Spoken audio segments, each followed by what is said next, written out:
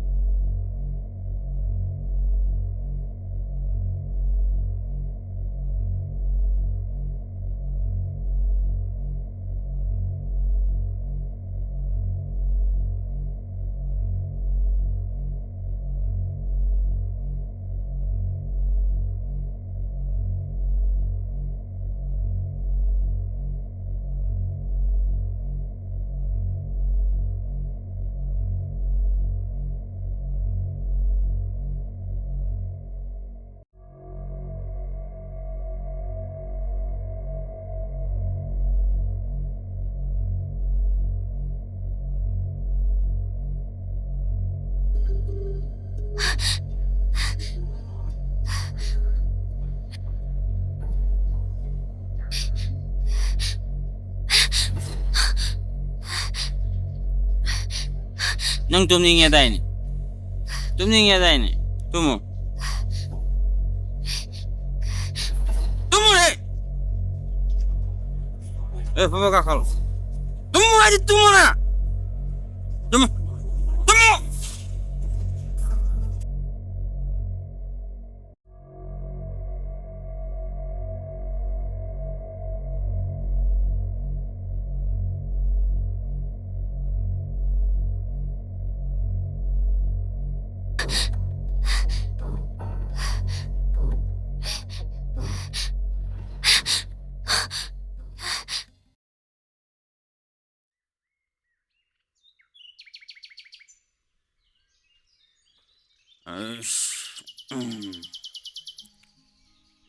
Yes.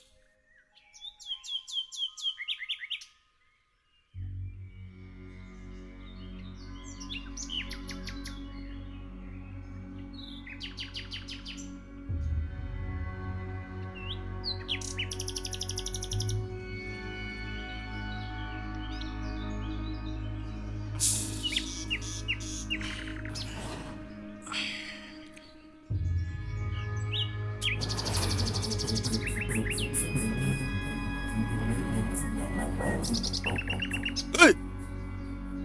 Nang ngay nung halap tuloy mo.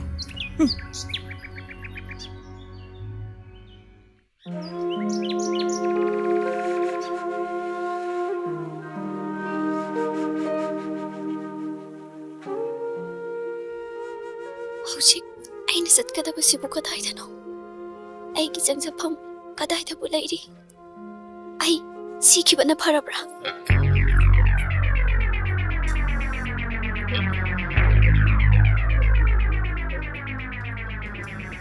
엠바 한인네 레랑고도 루베 마펌시에 실내까지 소이드는 거는 거니 헤이 너 섹스네 용거 어두디에 아낙부 수와 юм싱시대 앞당 항니 얘기지라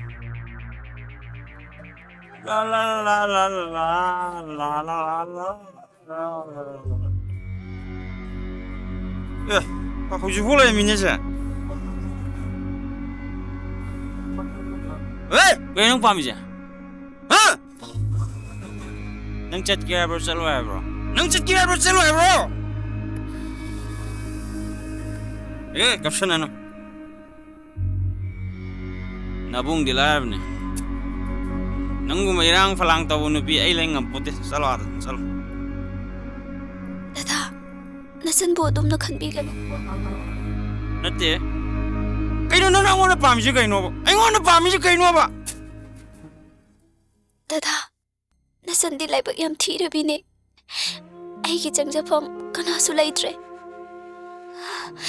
Sikiba na para ba ay gipunsini. Adubo, matang karadi ay hingba pami dada. Nanggi hingba shiba ka na. Ay karimta may lente. Ay gihaba po na. Nang mapama sa tato sa. Dada, nasan mo nung shibido na yung masida matang karasang sa pambibiyo. Eh, nang yung ngapsalakan ko. Ay nalari ba fibam? Ay giyom. Nang uli mo na tro. Dada, nasalso. Dadagi mapam sigumba. Ang labi yung mamadagi orakiba ni. Ay, yung palabi mo ni. Kari. Nang yung palabi. Aduga, asung matulog ka ba? Eh, sakoso. Nasaw to yung sakoso. Dada, ay giwari siyam tatabiyo. Eh, ay nang giwari ito. Taning de.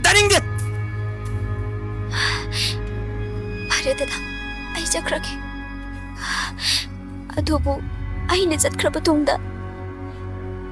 Dada na ay bunana lahawda na ba? Ay giwari si dadi tabiyo dada. Nang ikarama wari na. Dada, ay puroy bagi maming topo ko eh. Maga iga asuki matikin eh.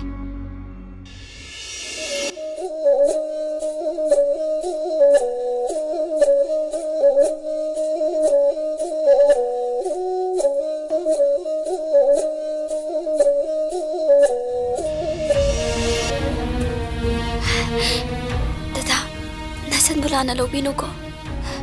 Pare, ay set kraki. Ngay ko siya.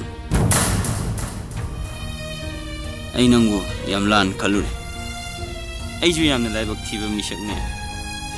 Ngasi day din niya. Ay na nanggi angam mateng pang.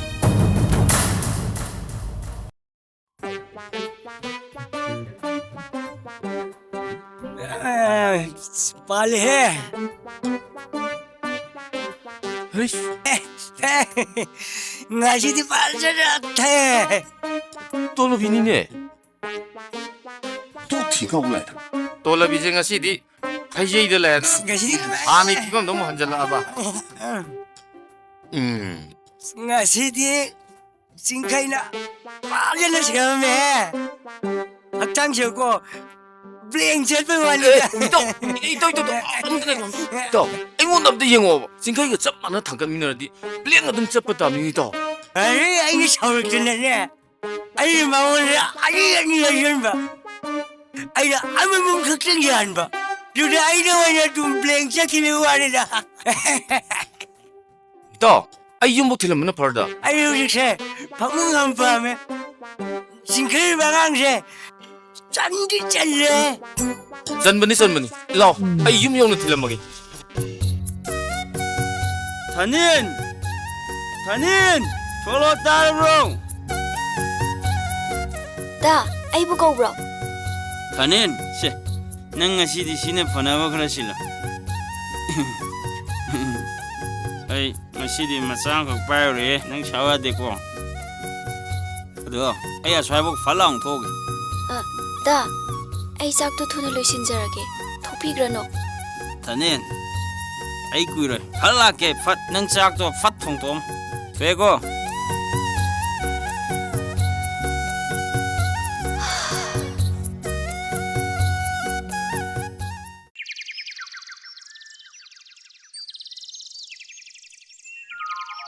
Moi pabunga. Horiel di bi mai shelai do khara thabi khro. Hoi, fare. Mama, wapta tana sine. Kari wanu. Mama, migi masadubu. As moi pabung simane asigi wa se ta hawdore. Ai haina tamna. Mami dagi hanna yengbada kana ta udrabaduna ai khoida kai doktorino. Kai kan dabda. Kaisu kandam natene. Pi masadana hayang patan ga tholabadi ai khoi dai tainaroidro. As ado kai dau se haibno. Kari khanna si kai dau se haibno. Ado hayang tung phaupa chenadana ba. Paupse khrada hapan phatro. Hoi, ꯑꯗꯨꯒꯨꯝꯕ ꯀꯣꯛ ꯂꯩꯕ ꯋꯥꯗꯣ ꯍꯧꯗꯣꯛꯄꯤꯔꯛꯑꯣ ꯍꯥꯏꯕꯅꯤ ꯃꯣꯏ ꯄꯥꯕꯨꯡ ꯑꯗꯣ ꯃꯣꯏ ꯄꯥꯕꯨꯡ ꯍꯥꯞꯇ ꯍꯥꯞꯄꯗꯤ ꯄꯥꯎꯆꯦꯗꯣ ꯃꯤꯅ ꯈꯪꯉꯣꯏꯗꯕ ꯑꯝꯗ ꯍꯥꯞꯄꯤꯔꯝꯃꯣꯕ ꯆꯨꯝꯃꯤꯅꯦ ꯅꯪꯅ ꯍꯥꯏꯔꯤꯁꯦ ꯍꯣꯏ ꯍꯣꯏ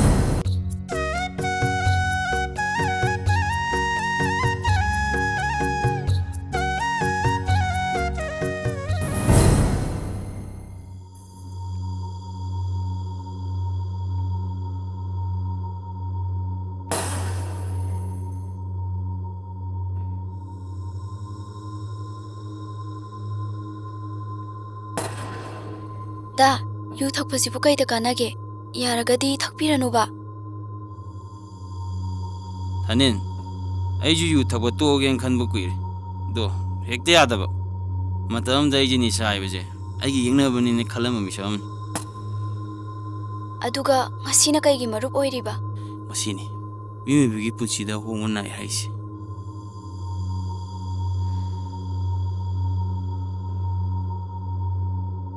ꯗꯗꯥꯒꯤ ꯄꯨꯟꯁꯤꯗ ꯑꯍꯣꯡꯕꯅ ꯍꯦꯟꯈꯤꯕ ꯋꯥꯔꯤꯗꯣ ꯅꯆꯟ ꯌꯥꯝ ꯇꯥꯅꯤꯡꯉꯤ ꯑꯝꯇ ꯂꯤꯕꯤꯌꯣ ꯗꯗꯥ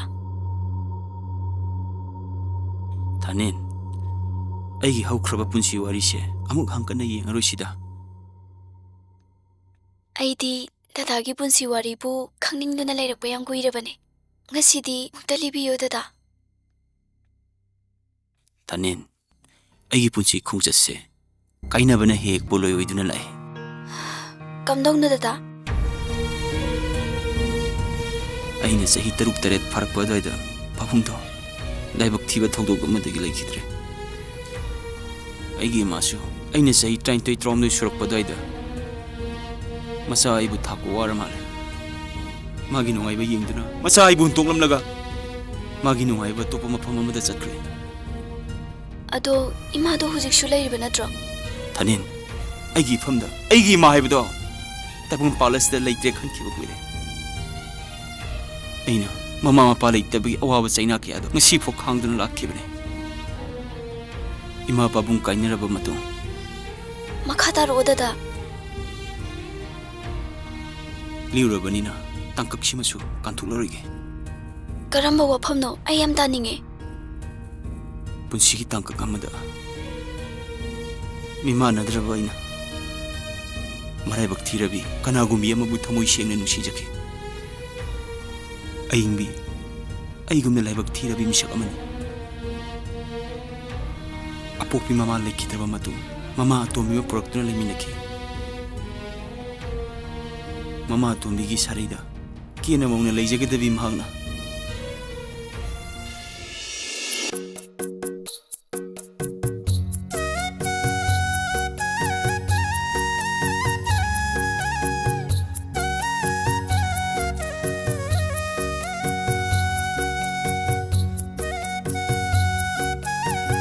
ꯅꯪꯒꯤ ꯅꯥꯇꯣꯟ ꯃꯌꯥꯗ ꯆꯦꯟꯊꯔꯛꯂꯤꯕ ꯍꯨꯃꯥꯡ ꯃꯔꯤꯛꯁꯤꯡꯁꯤꯅ ꯑꯩꯒꯤ ꯆꯣꯛꯊꯔꯕ ꯍꯛꯆꯥꯡꯁꯦ ꯇꯦꯛꯈꯠꯍꯜꯂꯦ ꯄꯨꯟꯁꯤꯁꯦ ꯊꯕꯛꯅꯦ ꯅꯪꯒ ꯑꯁꯨꯝꯅ ꯁꯨꯃꯤꯟꯅꯕꯁꯦ ꯑꯩꯁꯨ ꯆꯣꯛꯊꯍꯟꯗꯦ ꯄꯨꯟꯁꯤ ꯆꯨꯞꯄ ꯑꯁꯨꯝꯅ ꯅꯪꯒ ꯑꯋꯥ ꯑꯄꯥ ꯇꯥꯟꯅꯃꯤꯟꯅꯗꯨꯅ ꯊꯕꯛ ꯁꯨꯃꯤꯟꯅꯔꯗꯤꯅꯦ ꯋꯥꯖꯔꯁꯨ ꯆꯣꯛꯊꯕ ꯍꯥꯏꯕꯗꯤ ꯁꯨꯡꯂꯩ ꯂꯩꯒꯗꯕ ꯃꯥꯟꯗꯦ ꯍꯥꯏꯖꯤꯜꯂꯣ ꯗꯥ ꯆꯤꯡꯈꯩ ꯅꯈꯣꯏ ꯅꯨꯄꯥ ꯍꯥꯏꯕ ꯖꯥꯠꯁꯦ ꯅꯕꯨꯛꯁꯨ ꯌꯥꯝ ꯂꯦꯞꯇꯦ ꯑꯏꯪꯕꯤ ꯑꯁꯦꯡꯕꯅꯤ ꯑꯩꯗꯤ ꯅꯪꯕꯨ ꯑꯗꯨꯝ ꯅꯨꯡꯁꯤꯗꯨꯅ ꯂꯩ ꯅꯪ ꯅꯠꯇꯕ ꯑꯇꯣꯞꯄ ꯅꯨꯄꯤ ꯑꯃꯠꯇ ꯌꯦꯡꯒꯦꯁꯨ ꯈꯟꯗꯦ ꯍꯣꯏ ꯊꯕꯛ ꯁꯨꯒꯦꯗꯦ ꯍꯥꯏꯗꯗꯅ ꯅꯌꯥꯈꯤꯒꯗꯅ ꯂꯩꯗꯣ ꯀꯩꯅꯣ ꯍꯥ ꯉꯥꯛꯇꯪ ꯋꯥꯗꯅ ꯄꯣꯊꯥꯔꯝꯕꯅꯤ ꯉꯁꯤꯒꯤ ꯒꯥꯔꯤ ꯄꯣꯠ ꯀꯌꯥ ꯍꯥꯞꯈ꯭ꯔꯦ ꯍꯥ 2 ꯁꯨꯔꯦ ꯑꯗꯨꯗꯤ ꯀꯌꯥ ꯇꯥꯔꯦ ꯉꯔꯥꯡꯒ ꯉꯁꯤꯒ ꯄꯨꯜꯂꯒ ꯑꯩꯒ ꯑꯏꯪꯕꯤꯒꯗꯤ ꯂꯨꯄꯥ 2,000 ꯇꯥꯔꯦ ꯍꯣꯏ ꯅꯪ ꯈꯛꯇꯒꯤ ꯍꯥꯏꯌꯣ ꯍꯥꯏꯕꯅꯤꯅꯦ ꯑꯏꯪꯕꯤꯒꯤ ꯍꯥꯏꯌꯣ ꯍꯥꯏꯕ ꯅꯠꯇꯦꯅꯦ ꯑꯩꯒꯤꯗꯤ 1,000 ꯇꯥꯔꯦ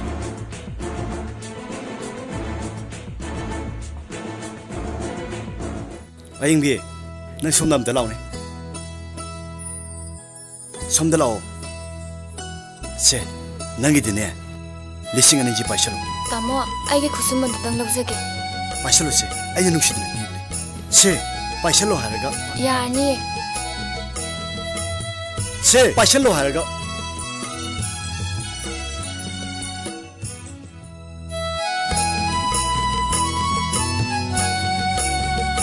이bungo thauba kahino tha tha jana lakni sibo 이때이마 쟁아 시디 야모다 하누아이 레르미고 kathalo phambo 이때이마 이때이마 다 와리 임땅 사게나 ꯀꯔꯤ ꯈꯟꯅꯁꯦ ꯍꯥꯏꯕꯅꯣ ꯏꯅꯥꯎꯅꯒ ꯂꯥꯛꯊꯣꯛꯇꯅ ꯅꯇꯩꯃꯒꯤꯁꯤꯗ ꯂꯥꯛꯏꯁꯤꯕꯨ ꯁꯨꯝꯗꯧꯕꯅꯦ ꯏꯇꯩꯃ ꯏꯇꯩꯃꯒ ꯊꯕꯛ ꯁꯨꯃꯤꯟꯅꯕꯤ ꯑꯌꯤꯡꯕꯤꯗꯣ ꯑꯍꯤꯡꯕꯤꯗꯣ 이때마 아잉비시 따스행나 하이라바다 아이마부 따스행나 농시루래 밤제루래 하이따라 이때마 이때마나 마티 암땅 빵비오나 락서바 ꯑꯦ ꯑꯗꯨꯒꯤ ꯑꯣꯏꯔꯦ ꯏꯕꯨꯡꯉꯣꯅ ꯂꯩꯉꯩꯁꯤꯗꯤ ꯃꯔꯥꯏꯕꯛꯇꯨꯝ ꯐꯕꯅꯤ ꯑꯩ ꯍꯥꯏꯒꯦ ꯍꯧꯖꯤꯛꯁꯨ ꯃꯥ ꯑꯩꯈꯣꯏꯗ ꯂꯥꯛꯇꯣꯏꯅꯤ ꯑꯩꯈꯣꯏ ꯑꯅꯤ ꯀꯩꯊꯦꯜꯗ ꯃꯥꯒꯤ ꯁꯅꯥ ꯑꯃꯇꯪ ꯁꯥꯕ ꯆꯠꯃꯤꯟꯅꯔꯨꯁꯦꯅ ꯂꯣꯏꯁꯤꯜꯂꯝꯃꯤꯅꯦ ꯌꯥꯝ ꯐꯔꯦ 이때마 이때마나 खरा 야나바 신비로 이때마기 따위만세 나라오 카카오지로 세 이때마 리싱 따라제 암따 빠션비오 이때마 ꯌꯥꯔꯅꯤꯗ ꯏꯕꯨꯡꯉꯣ ꯌꯥꯔꯦꯗ ꯏꯕꯨꯡꯉꯣ 세세 시 빠션비오 이때마 마시네 술로이브나 이때마 이때마나 खरा 파나파나바 신비로 어디 나나오 뭐 여기저기 ꯌꯧꯔꯣ ꯌꯧꯔꯣ ꯑꯁ ꯏꯃꯣꯏꯅꯨ ꯏꯃꯥ ꯏꯕꯦꯝꯃꯁꯦ ꯃꯤꯔꯥꯏꯕ ꯍꯧꯅꯗꯦ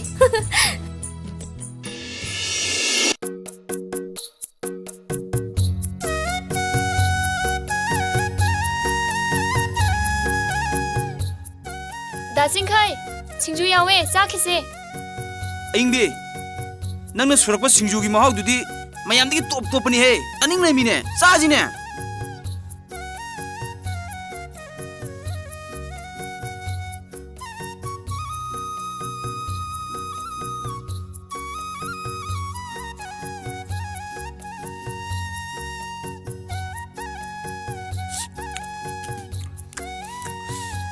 ꯍꯥꯎꯏꯁꯤꯗꯤ야 ꯅꯪꯅ ꯊꯣꯡꯕ ꯆꯥꯛ ꯏꯟꯁꯥꯡꯒꯁꯦ ꯌꯥꯝ ꯍꯥꯎꯒꯗꯕ ꯃꯥꯜꯂꯦ ꯅꯪꯅ ꯀꯩꯗꯧꯏꯅꯣ ꯀꯣꯏꯅ ꯊꯣꯡꯗꯣꯏꯁꯤꯕꯣ ꯂꯪꯒꯣꯏ ꯄꯣꯂꯥꯡꯁꯦ ꯀꯣꯛꯊꯛꯇꯩ ꯊꯥꯡꯗꯔꯁꯦ ꯑꯗꯨꯒ ꯂꯨꯍꯣꯡꯕꯩ ꯀꯣꯌꯦꯠꯇꯣ ꯌꯦꯠꯂꯁꯦ ꯁꯦꯜꯕꯨꯗꯤ ꯑꯩꯁꯨ ꯍꯤꯡꯕ ꯌꯥꯅꯕꯗꯤ ꯂꯩꯔꯦꯗ ꯑꯩꯕꯨꯗꯤ ꯆꯔꯥ ꯍꯦꯜꯂꯂꯣꯏꯀꯣ ꯀꯗꯥꯏꯗꯤ ꯆꯔꯥ ꯍꯦꯜꯂꯝꯃꯅꯣꯗ 다진카이 ꯅꯪꯁꯦ ꯁꯤꯡꯗꯤ ꯁꯤꯡꯉꯦꯍꯦ ꯁꯤꯡꯗꯨꯗꯤ ꯀꯩꯅꯣ ꯃꯤ ꯕꯤꯑꯦꯗ ꯂꯞꯊꯣꯂꯣꯖꯤ ꯄꯥꯁ ꯇꯧꯔꯤ ꯃꯤꯅꯤ ꯀꯩꯅꯣ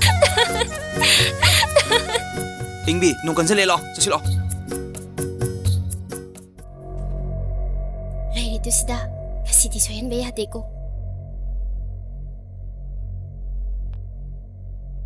ꯍꯩꯃꯥ ꯑꯍꯤꯡꯕꯤ ꯅꯪꯗꯤ ꯉꯁꯤꯗꯤ ꯌꯥꯝ ꯉꯟꯅ ꯂꯥꯛꯑꯝꯃꯤꯅ ꯑꯧ ꯏꯅꯝꯃ ꯑꯗꯣ ꯁꯤꯡꯈꯩꯗꯤ ꯉꯁꯤ ꯂꯥꯛꯑꯔꯣꯏ ꯀꯩꯗꯧꯕ ꯌꯥꯎꯔꯒꯦ ꯏꯅꯝꯃ ꯉꯔꯥꯡ ꯅꯣꯡ ꯆꯣꯠꯂꯨꯌꯦꯅ ꯃꯁꯥ ꯉꯝꯍꯧꯗ꯭ꯔꯦ ꯂꯥꯏꯍꯧ ꯀꯟꯅ ꯅꯤꯛꯊ ꯂꯩꯍꯧꯔꯦ ꯌꯥꯝ ꯀꯟꯅ ꯅꯤꯛꯍꯧꯔꯕꯅꯦ ꯅꯪ ꯑꯝꯇ ꯍꯪꯕꯤꯔꯨꯆꯣ ꯏꯕꯦꯝꯃ ꯂꯥꯏꯍꯧ ꯀꯟꯅ ꯅꯤꯛꯊ ꯂꯩꯍꯧꯔꯦ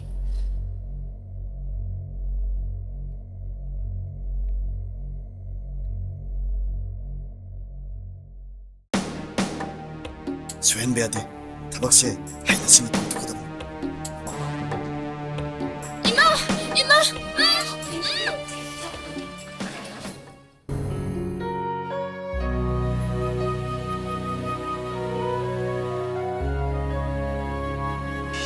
ꯂꯪꯒꯣꯏ ꯄꯣꯂꯥꯡꯁꯦ ꯀꯣꯛꯊꯛꯇꯩ ꯊꯥꯡꯗꯔꯁꯦ ꯑꯗꯨꯒ ꯂꯨꯍꯣꯡꯕꯩ ꯀꯣꯌꯦꯠꯇꯣ ꯌꯦꯠꯂꯁꯦ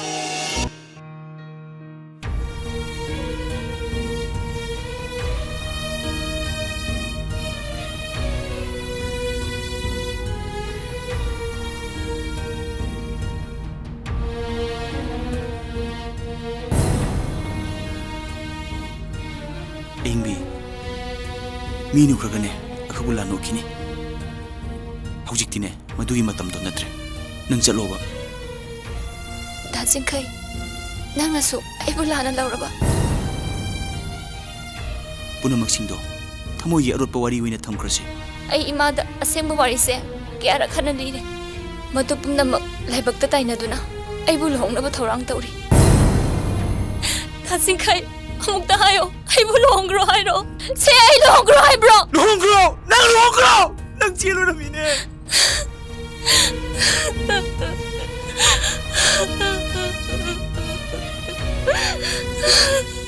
다진카이 정민 ꯅꯪꯕꯨ ꯅꯨꯡꯁꯤꯕꯅ ꯏꯁꯥꯅ ꯏꯁꯥꯕꯨ ꯀꯥꯎꯔꯨꯔꯦ ꯑꯩꯈꯣꯏ ꯃꯌꯥꯝꯒꯤ ꯌꯥꯊꯪ ꯉꯥꯛꯇꯨꯅ ꯑꯩ ꯂꯨꯍꯣꯡꯈ꯭ꯔꯒꯦ ꯑꯗꯨꯕꯨ 다진카이 ꯑꯩꯅ ꯅꯪꯕꯨ ꯅꯨꯡꯁꯤꯕꯁꯦ ꯃꯤꯅꯝꯕ ꯅꯠꯇꯦ ꯍꯥꯏꯕꯁꯦ ꯈꯪꯕꯤꯌꯨꯀꯣ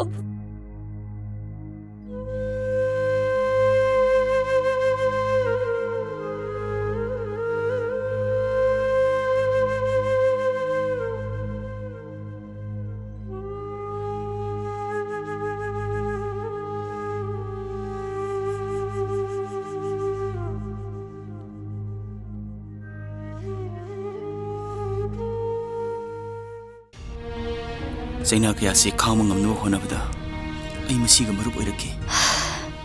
Dadagi ningamdaba warisingdo tarubada nasansu ningamdaba phawi. Ado dada fattaba jinjakti thadokpiyo dada. Yengu Thanin masigi mahau khangluruba kayana khanguduna masidi hekta lapthokpa haibase araiba thabu nate.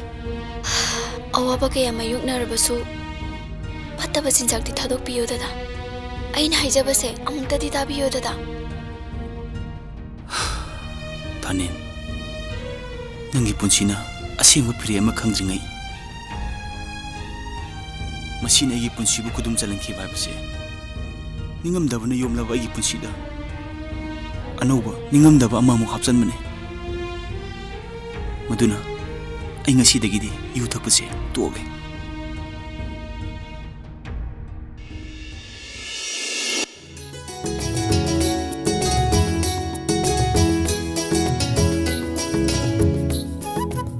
Bema, jing kapami bro. Aw ise. Jingkai di lagi bro. Ise thabak chathokre. Ado ngaktang kakhatpiro ise. Aise mongonda thaba amta tohange tawbanine. Ado jingkai di phadi phabani ko. Hoi pheye ise. Do kaigino nangna nomta mapan thokti duna. Natte jingkai naga thingbro. Hingne de ise. Mungda sum naisala lairazu wakhal loksin thoktabani. No phadoksu khoidasu khoi thorogdana. Asi lairiba yumse khoigini. Oh. Hoi ise koi thorake. Adu phare ay amu chalagi ko. Phani ise.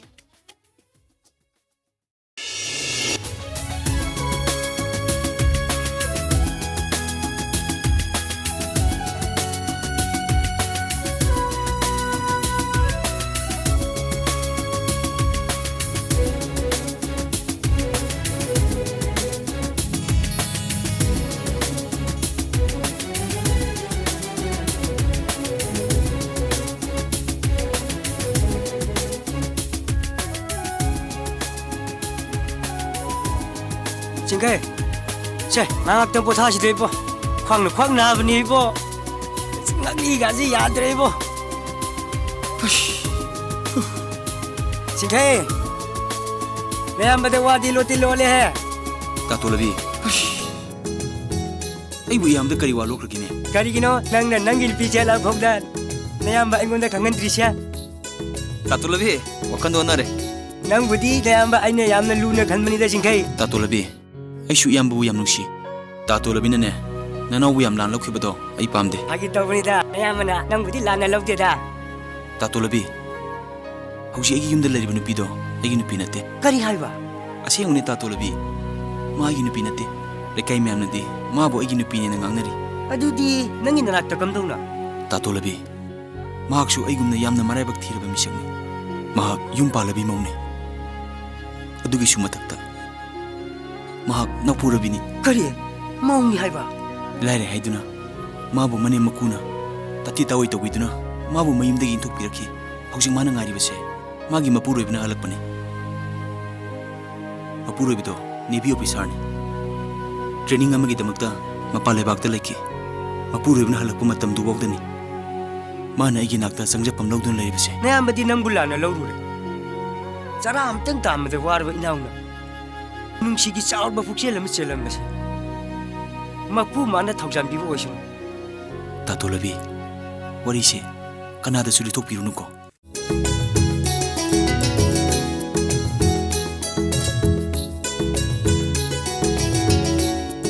बेमा जिंखाइ लेखिब्रा लेयेदा मांग तो उनगे बेमा आयाने होय होय अंत कौथोरो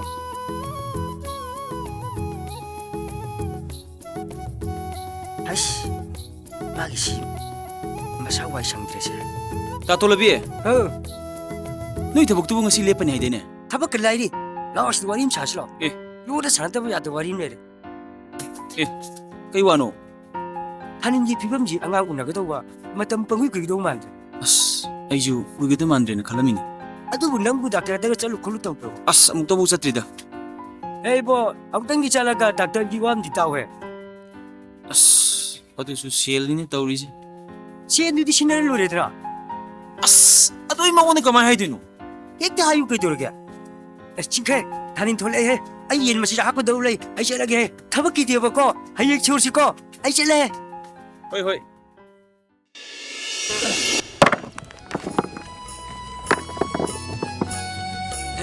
ꯉꯁꯤꯗꯤ ꯈꯔ ꯊꯦꯡꯇꯣꯛꯈ꯭ꯔꯦ ꯇꯣꯜꯕꯤ ꯑꯥ ꯆꯤꯡꯈꯩꯗꯨꯕꯨ ꯉꯁꯤ ꯀꯅꯥꯒꯤꯗ ꯌꯥꯎꯈ꯭ꯔꯒꯦ ꯀꯥꯏꯕꯣꯟꯗ ꯌꯥꯎꯈ꯭ꯔꯕꯅꯤꯅꯦ ꯑꯩꯅ ꯉꯩꯗꯤ ꯃꯗꯨ ꯑꯉꯥꯡꯗꯣ ꯅꯨꯄꯤ ꯊꯤꯔꯦꯅ ꯍꯥꯏꯅꯦ ꯅꯪꯕꯨ ꯇꯥꯗ꯭ꯔꯤꯕ ꯏꯇꯥꯎ ꯏꯇꯥꯎ ꯑꯩꯁꯨ ꯇꯥꯔꯦ ꯏꯇꯥꯎ ꯃꯤꯅ ꯍꯥꯏꯅꯕꯨ ꯃꯥꯏ ꯅꯨꯄꯤꯗꯣ ꯃꯁꯛ ꯌꯥꯝ ꯐꯖꯩ ꯍꯥꯏꯅꯦ ꯃꯤꯒꯤ ꯂꯥꯏꯕ ꯍꯥꯏꯕꯗꯤ ꯇꯥꯔꯦ ꯏꯇꯥꯎ ꯍꯧꯖꯤꯛꯇꯤ ꯊꯛꯄ ꯆꯥꯕꯒ ꯑꯃꯠꯇ ꯇꯧꯈꯤꯗ꯭ꯔꯦ ꯈꯨꯡꯒꯨꯟ ꯌꯥꯝ ꯇꯥꯈ꯭ꯔꯦ ꯇꯧꯕꯗꯤ ꯏꯇꯥꯎ ꯅꯨꯄꯤ ꯃꯁꯛ ꯐꯖꯕꯅꯒ ꯍꯥꯏꯕꯁꯦ ꯍꯦꯛꯇ ꯏꯅꯤꯡꯕꯖꯥꯠꯅꯤ ꯆꯤꯡꯈꯩ ꯍꯥꯏꯕ ꯑꯉꯥꯡꯁꯦ ꯃꯔꯥꯏꯕꯛꯇꯤ ꯊꯤꯕ ꯌꯥꯕ ꯊꯤꯔꯛꯑꯕꯅꯤ ꯑꯗꯨꯃꯥꯏ ꯀꯟꯅ ꯍꯣꯠꯅꯖꯗꯅ ꯈꯔꯕꯨ ꯀꯣꯝꯖꯔꯗꯤ ꯐꯩ ꯍꯥꯏꯔꯤꯅꯤ ꯑꯩꯈꯣꯏꯅ ꯃꯇꯦꯡ ꯄꯥꯡꯒꯦꯁꯨ ꯑꯩꯈꯣꯏ ꯂꯩꯔꯤ ꯐꯤꯕꯝꯁꯤꯗ ꯄꯥꯡꯕ ꯉꯝꯗꯦ ꯂꯥꯏꯔꯕ ꯑꯩꯈꯣꯏꯒꯤ ꯄꯨꯟꯁꯤꯁꯦ ꯇꯣꯟꯗꯤ ꯇꯣꯟꯕꯖꯥꯠꯅꯤ ꯀꯔꯥꯏꯗ ꯇꯥꯏ ꯁꯔꯨ ꯁꯌꯥꯡ ꯇꯦꯛꯄ ꯃꯈꯩ ꯁꯨꯕ ꯃꯁꯤꯗ ꯑꯗꯨꯝ ꯇꯥꯏ ꯑꯗꯨꯅꯤ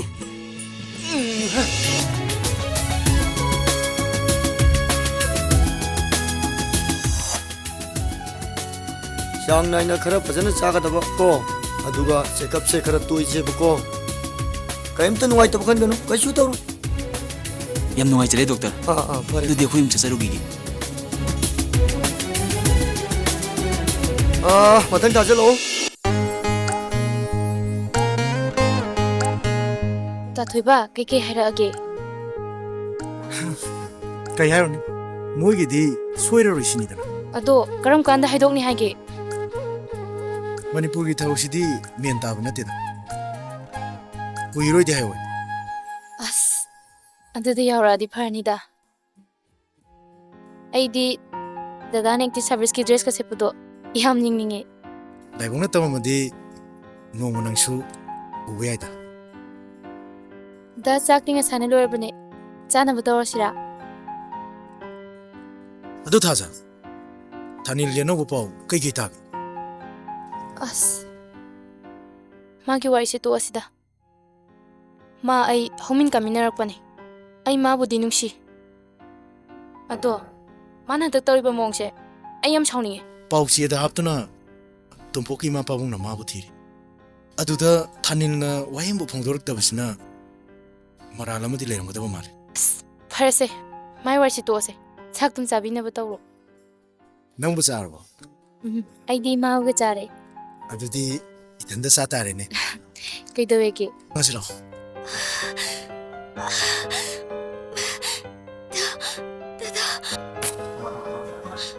ꯑꯅꯤꯜ ꯀꯩꯗꯧꯔꯦ ꯊꯥꯅꯤꯜ ꯑꯩ ꯀꯔꯤꯝꯇ ꯋꯥꯔꯨꯒꯦꯀꯣ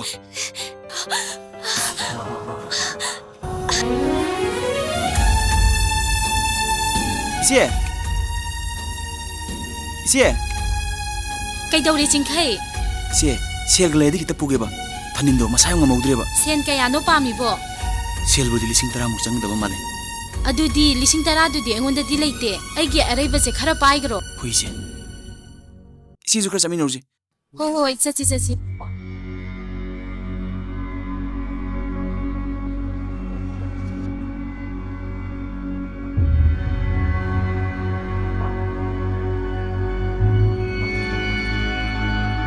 ꯍꯣꯏ ꯌꯥꯎꯔꯤ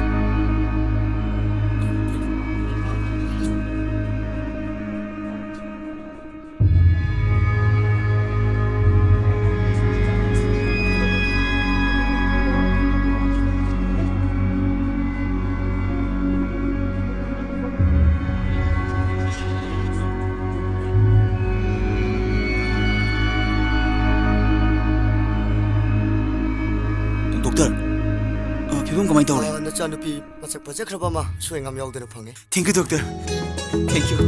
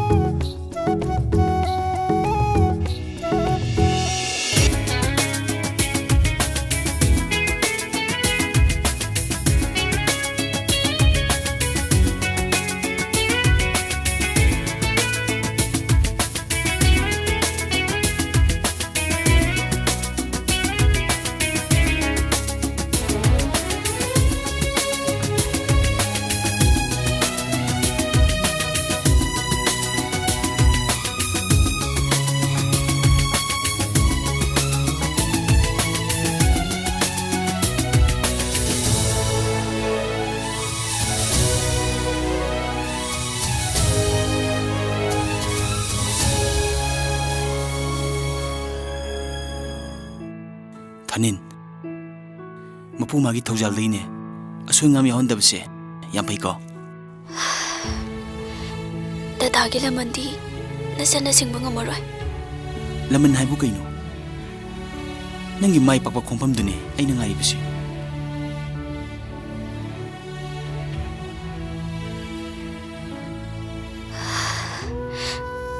Mikupsida ta tompokna aigi nakta leiramlabadi aina kayada haraujagadaba.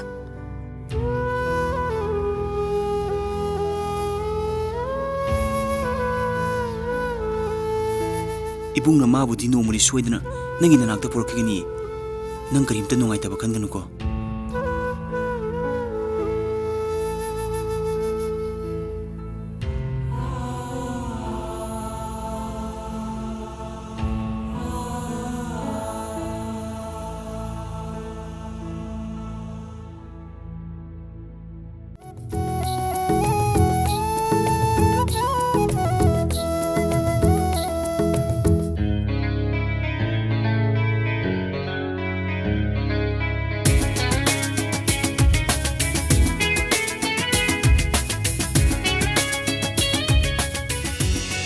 Thanin ngarang ahing angang kapitu kay gino Khangdi dada masa nungai tabra kaino pangkapta kape.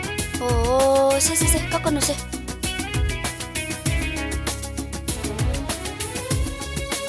la sa thoibi la ngang ji masa sagalin ni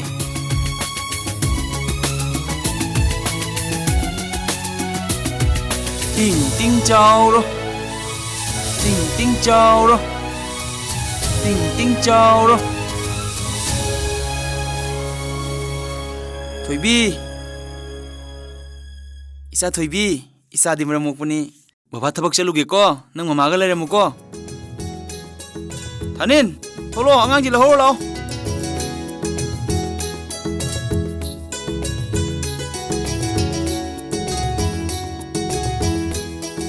Baba, hore halakda ay chaplay raw ko.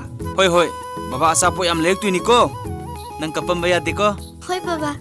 baba sa lek ko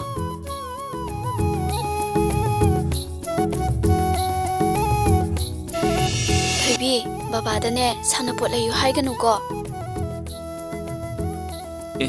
sa thoibi Baba, nang busa ka sara bro lao baba ponggi lao sak sadri baba. hojibok sadri ba kari gino suk thinga bangang sak je di Dada ga jane nang sai de jaw yadri ne. thoibi se school ka na ba torasi uzajing dane magi ming chana wai sana da kra ting to kar thoibi nang school ka ning dro Kaninge baba. aduni dana indei di school chala da bani ko Hoy baba. adudi baba ka sak chathuro ji lao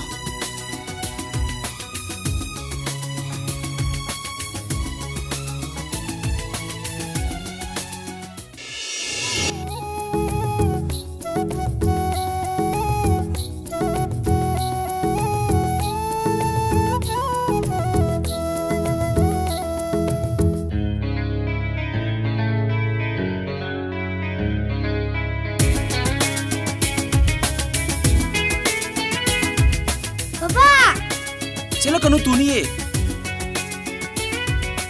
Sa thoibi nang bu school chapa ji wa brane. Baba di. Se wa bi pai ge se. Aduni dana larik tam dane wa ba de ko. Isana ne hasta na bo na gadam. Ba, akoy bungoge dugumba saga macha labiyo. Lebi duni. Baba, aduga akoy yung pajamam sadi ko. Lo sa sila ba por ge ko. Polo se.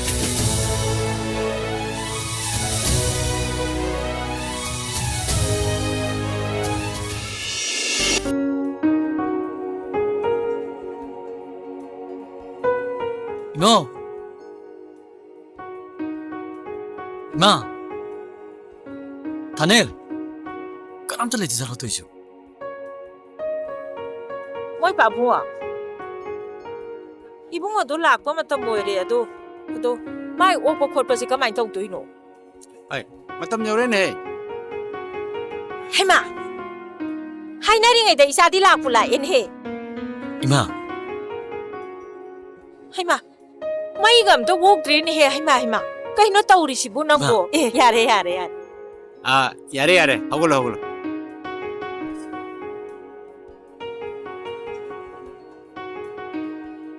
이마 타니 뭐 가야 되게 이봉어 타닌기 와세 이마가 꼬나 파자나 와리 사르시 이사세 람상 락바기 와름마니 나피나로 홍독다네 이루마이 타자라로 이마 타니 뭐 그대로게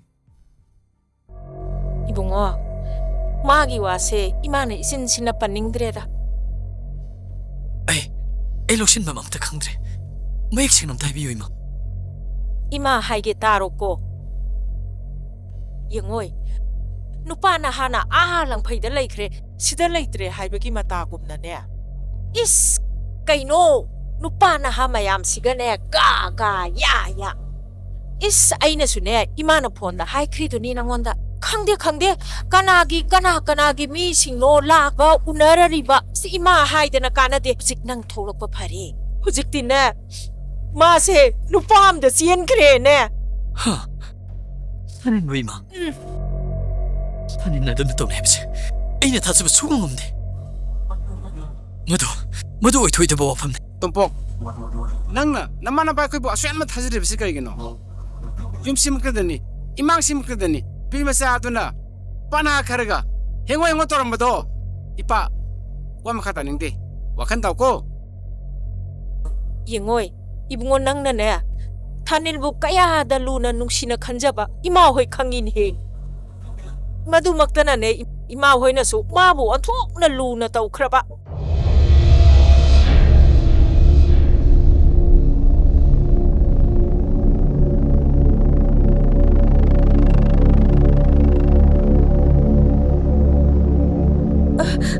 이부 ngồi 바보아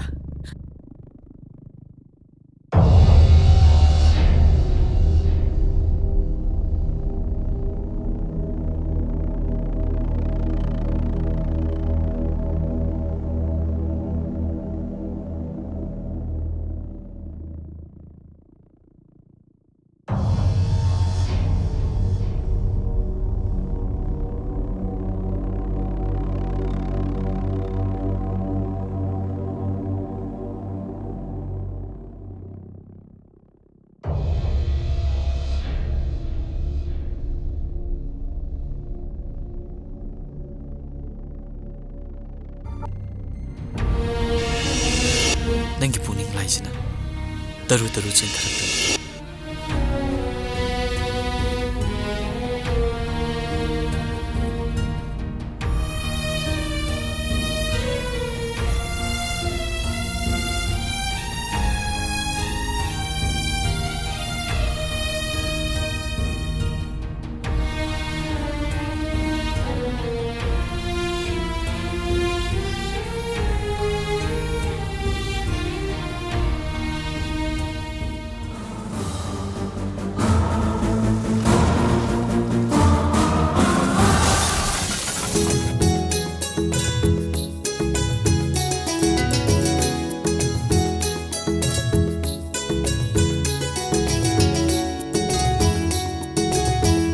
타닌 안강니 까이 짝크레 다 똥크레 그리기노 쑥 파락다 안 통할리디 마카 탕기 붕어이데 사나바 살루바네 아두다 붕어나 푸레에나 까팜바다기 똥크레 마두 붕어의 방황도 얌토인 깎아도이네 마도 마두인 서럽드나 마두 에, 다 잣피르라노 미 앙앙오이바기 숭칸나 자이네 아두 이따주 마두 안도 크라이 말라바네 마도 노마이 쿠트 소이드랍니 마도 아도 다 짝로이라바네 이루루 토나바 타우비루로 파레 아이 이루자 도르기 되비도 엉턱도로 아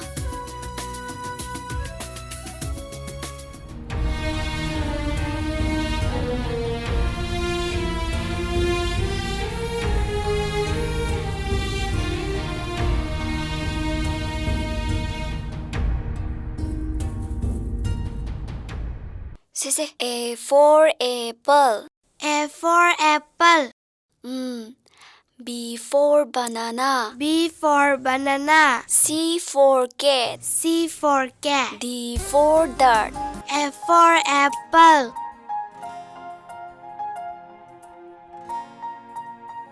B for banana 자 되비디 파라가 얌 파라메나 ꯃꯃꯥ ꯑꯩꯈꯣꯏ ꯕꯕꯥ ꯂꯥꯛꯑꯦ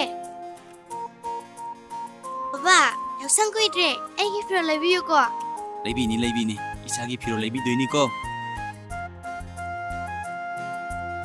ꯏꯆꯥ ꯊꯣꯏꯕꯤꯗꯤ ꯂꯥꯏꯔꯤꯛꯀꯁꯦ ꯌꯥꯝ ꯐꯥꯗꯣꯛꯑꯝꯃꯖꯥꯠꯅꯤꯅ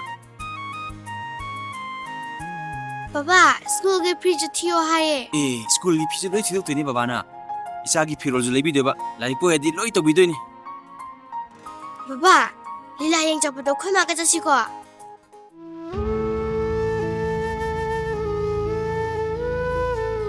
쩌뜨니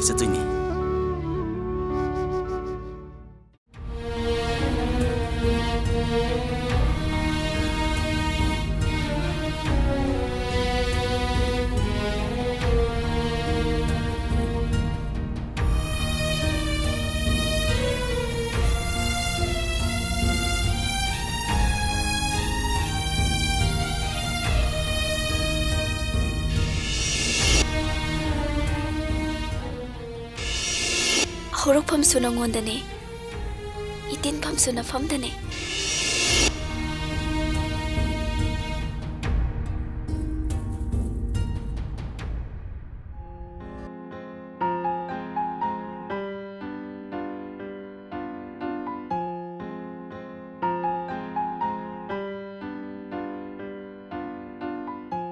방이가 셈마따지가 역전기 안강 매암기 신도리시 꼭히 사이다 싱칼 따돌레비 에이주니 안강이 피두수 한다 역시 마망네 티도 하이바 마망 타주 태우드레 마코이주 마용기 타와 찐바 그야 타도가 나코에 코이기 이자신 셈이버니네 마두수 티디 아드리버니네 마피메로 아마니주 레닝버니 두칸기 신소수 파남 얌실라마니 역시 문웅제 크라 원실라가주 탐닝버니 내 한번씩도 망아해 그나도는 제 항비하고 항무르시 내 한번씩 돈비하고 돌레비 돌레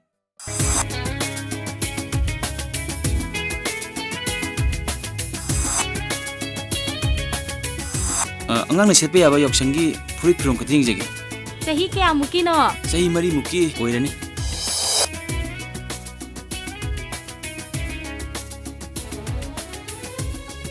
이네 시 야르니 어두디 뿌는 게 따래 Na zatruk yang kai tare.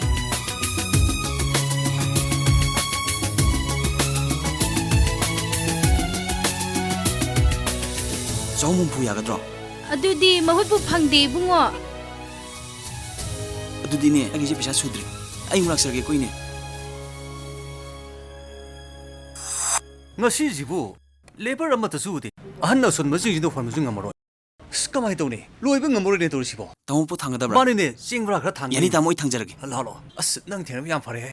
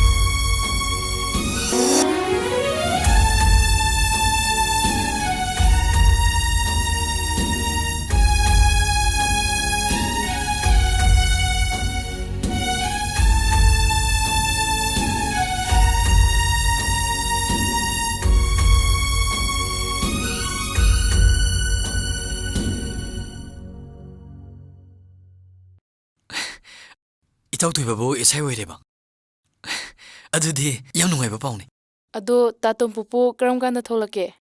ꯊꯣꯛꯂꯛꯄꯕꯨꯗꯤ ꯉꯁꯤ 5-10ꯅꯤꯃꯨꯛ ꯁꯨꯔꯦꯗ ꯑꯗꯨꯗ ꯊꯥꯖ ꯑꯩꯒꯤ ꯌꯨꯝꯒꯤ ꯑꯣꯏꯕ ꯐꯤꯕꯝ ꯑꯁꯤꯗ ꯑꯩꯁꯤ ꯃꯄꯥꯟ ꯊꯣꯛꯄꯕꯨ ꯉꯝꯗ꯭ꯔꯦꯗ ꯈꯪꯗꯦꯗ ꯇꯥꯇꯣꯝꯄꯣꯛ ꯑꯩ ꯊꯥꯅꯤꯡ ꯋꯥꯈꯜꯁꯦ ꯑꯩ ꯇꯁꯦꯡꯅ ꯍꯥꯏꯐꯝ ꯈꯪꯗꯦ ꯃꯥ ꯃꯁꯥꯒꯤ ꯌꯥꯏꯐꯅꯕ ꯌꯦꯡꯈꯤꯕ ꯍꯥꯏꯕꯗꯨ ꯇꯥꯔꯦꯗꯅ ꯇꯥꯇꯣꯝꯄꯣꯛꯀꯤ ꯃꯄꯥꯕꯨꯡꯅ ꯊꯥꯅꯤꯟ ꯃꯥꯡꯈ꯭ꯔꯦꯅ ꯄꯥꯎꯆꯦꯗꯗꯤ ꯍꯥꯞꯄꯛꯈꯤ ꯑꯩꯁꯨ ꯌꯨꯝꯂꯣꯝꯗ ꯊꯥꯅꯤꯟ ꯂꯥꯛꯄ꯭ꯔꯥꯅ ꯄꯥꯎ ꯀꯌꯥ ꯑꯃ ꯂꯧꯈꯤ ꯑꯗꯨꯕꯨ ꯉꯁꯤ ꯐꯥꯎꯕꯗꯤ ꯌꯨꯝꯗ ꯂꯥꯛꯄꯗꯤ ꯂꯩꯈꯤꯗ꯭ꯔꯦ ꯊꯥꯖ ꯑꯩ ꯃꯥꯒꯤ ꯄꯨꯛꯆꯦꯜꯕꯨꯗꯤ ꯋꯥꯔꯧꯗꯕ ꯉꯝꯗꯦ ꯐꯔꯦ ꯊꯥꯖ ꯑꯩ ꯑꯃꯨꯛ ꯊꯣꯛꯈ꯭ꯔꯒꯦ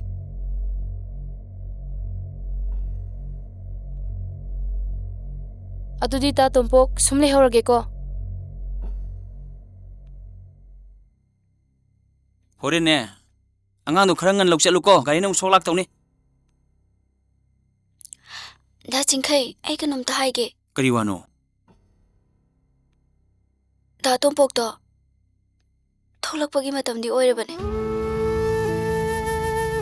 ꯑꯗꯣ ꯑꯁꯦꯡꯕ ꯄꯥꯎ ꯑꯝꯇꯪ ꯑꯗꯨꯗꯤ ꯌꯥꯝ ꯅꯨꯡꯉꯥꯏꯕ ꯄꯥꯎꯅꯤꯅ ꯑꯩ ꯉꯁꯤꯗꯤ ꯊꯕꯛꯁꯦ ꯆꯠꯇꯕ ꯌꯥꯔꯣꯏ ꯑꯩ ꯍꯌꯦꯡꯗꯣ ꯉꯟꯇꯥ ꯆꯠꯂꯒꯅꯦ ꯃꯥ ꯂꯥꯛꯏ ꯂꯥꯛꯇꯦ ꯍꯥꯏꯕꯒꯤ ꯄꯥꯎꯗꯣ ꯑꯩ ꯆꯞ ꯆꯥꯕ ꯑꯃ ꯂꯧꯔꯛꯑꯒꯦ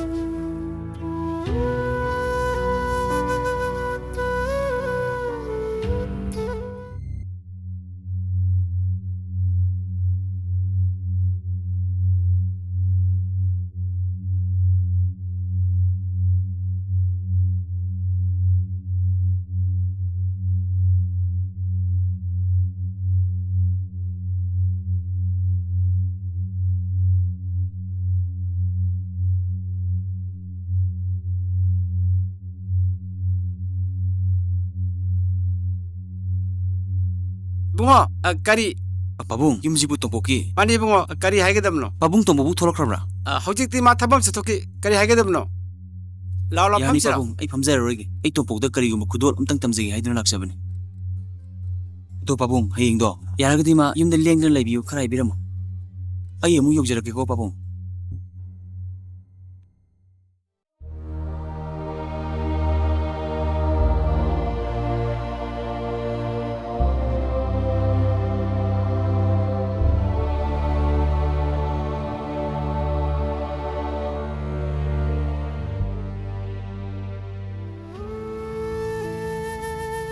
ꯊꯥꯅꯤꯟ ꯗꯗꯥ ꯀꯔꯤꯒꯤꯅꯣ ꯑꯁꯨꯛ ꯊꯦꯡꯉꯐꯥꯎ ꯅꯪꯅ ꯇꯨꯝꯗꯨꯅ ꯂꯩꯔꯝꯃꯤꯁꯤꯕꯣ ꯆꯨꯝꯃꯤ ꯅꯪ ꯅꯨꯡꯉꯥꯏꯕ ꯄꯥꯎ ꯇꯥꯅꯤꯡꯕꯅ ꯇꯨꯝꯅꯤꯡꯕ ꯐꯥꯎꯔꯝꯃꯔꯣꯏ ꯏꯆꯥ ꯊꯣꯏꯕꯤꯗꯤ ꯇꯨꯝꯈ꯭ꯔꯦꯗꯅ ꯇꯨꯝꯈ꯭ꯔꯦ ꯗꯗꯥ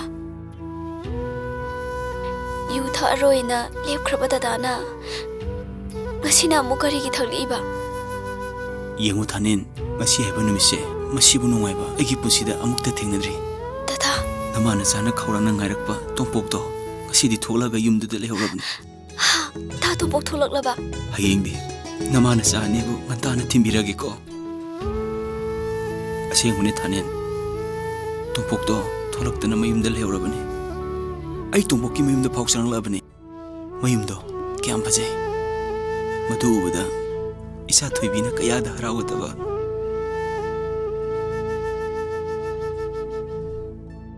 ꯊꯥꯅꯤꯟ ꯊꯥꯅꯤꯟ ꯉꯁꯤ ꯑꯍꯤꯡꯁꯤ ꯃꯉꯥꯏꯔꯦ ꯅꯃꯥ ꯅꯆꯥ ꯑꯅꯤꯅ ꯑꯩꯒꯤ ꯃꯜꯂꯕ ꯌꯨꯝ ꯑꯁꯤꯗ ꯋꯥꯅ ꯈꯥꯡꯒꯗꯕ ꯗꯗꯥ ꯄꯪꯕꯤ ꯀꯔꯤꯒꯤ ꯀꯞꯄꯤꯅꯣ ꯁꯦ ꯀꯞꯀꯅꯣ ꯍꯌꯦꯡ ꯍꯥꯏꯕ ꯅꯨꯃꯤꯠꯇꯒꯤꯗꯤꯅꯦ ꯂꯥꯏꯕꯛ ꯐꯕꯤ ꯍꯥꯏꯕꯗꯣ ꯑꯣꯏꯔꯗꯕꯅꯤ ꯅꯃꯥ ꯅꯆꯥ ꯑꯅꯤꯕꯨꯗꯤ ꯅꯨꯡꯉꯥꯏꯕꯒꯤ ꯏꯄꯥꯛꯇ ꯇꯤꯟꯈꯤꯕꯅ ꯂꯥꯏꯔꯕ ꯅꯕꯨꯡ ꯑꯩꯕꯨꯗꯤ ꯑꯗꯨꯃꯛ ꯀꯥꯎꯈ꯭ꯔꯒꯅꯤ ꯃꯄꯣꯛ ꯆꯥꯃꯔꯛ ꯄꯣꯛꯇꯅ ꯁꯤꯡꯂꯕꯁꯨ ꯗꯗꯥꯒꯤ ꯂꯃꯟꯗꯤ ꯁꯤꯡꯉꯝꯂꯔꯣꯏ ꯗꯗꯥ ꯏꯃꯥ ꯏꯆꯥꯒꯤꯗꯃꯛꯇ ꯗꯗꯥꯅ ꯀꯌꯥꯝ ꯋꯥꯅ ꯍꯣꯠꯅꯕꯤꯈꯤꯕ ꯅꯆꯟ ꯀꯥꯎꯗ꯭ꯔꯤ ꯗꯗꯥ ꯅꯨꯡꯉꯥꯏꯕ ꯈꯪꯂꯛꯇ꯭ꯔꯕ ꯄꯨꯟꯁꯤ ꯑꯁꯤꯗ ꯑꯅꯧꯕ ꯑꯋꯥꯕ ꯍꯥꯏꯕ ꯑꯃꯃꯨꯛ ꯂꯩꯇꯦ ꯉꯁꯤ ꯐꯥꯎꯕ ꯑꯩꯅ ꯍꯥꯏꯕꯗ ꯗꯗꯥꯅ ꯌꯥꯕꯤꯗꯨꯅꯇ ꯂꯥꯛꯈꯤ ꯃꯤꯀꯨꯞꯁꯤꯗꯁꯨ ꯅꯆꯟꯅ ꯗꯗꯥꯗ ꯀꯔꯤꯒꯨꯝꯕ ꯋꯥꯐꯝ ꯑꯃꯇ ꯍꯥꯏꯖꯒꯦ ꯊꯥꯅꯤꯟ ꯅꯪ ꯅꯕꯨꯡꯒꯤ ꯄꯨꯛꯆꯦꯜ ꯈꯪꯂꯤꯕ ꯅꯠꯇ꯭ꯔꯥ ꯅꯪ ꯅꯕꯨꯡꯕꯨ ꯑꯗꯨ ꯀꯔꯤꯒꯤ ꯆꯤꯡꯅꯔꯤꯅꯣ ꯑꯗꯨꯗꯤ ꯗꯗꯥ ꯅꯆꯟꯅ ꯆꯠꯈ꯭ꯔꯕ ꯃꯇꯨꯡꯗ ꯌꯨ ꯊꯛꯑꯔꯣꯏꯅ ꯑꯃꯨꯛꯇ ꯋꯥꯁꯛꯑꯣ ꯑꯩ ꯉꯁꯤꯗꯤ ꯀꯅꯥꯗꯁꯨ ꯋꯥꯁꯛꯄ ꯄꯥꯝꯗ꯭ꯔꯦ ꯅꯪ ꯅꯕꯨꯡꯕꯨ ꯋꯥꯔꯧꯒꯅꯨ ꯐꯔꯦ ꯗꯗꯥꯅ ꯉꯁꯤꯗꯤ ꯅꯆꯟꯕꯨ ꯃꯤꯇꯣꯞ ꯇꯧꯅ ꯈꯜꯂꯦ ꯅꯠꯇ꯭ꯔꯥ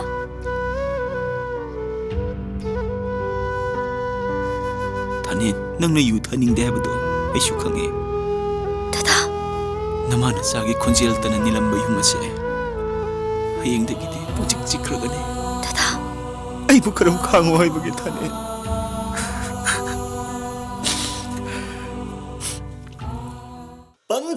nungsina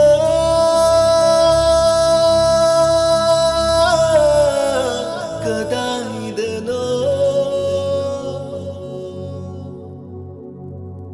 palefamna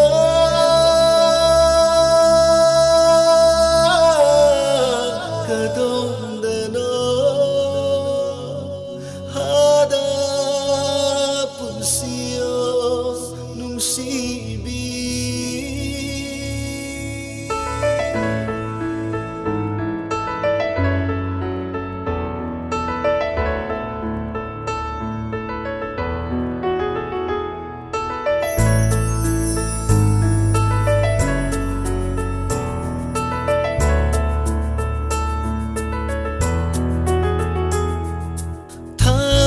su thasi gum thamam le lay chil su nong dol ga kaina re thaz su thasi gum thamam le lay chil su nong dol ga kaina re punsi manglan su mang khare hada punsi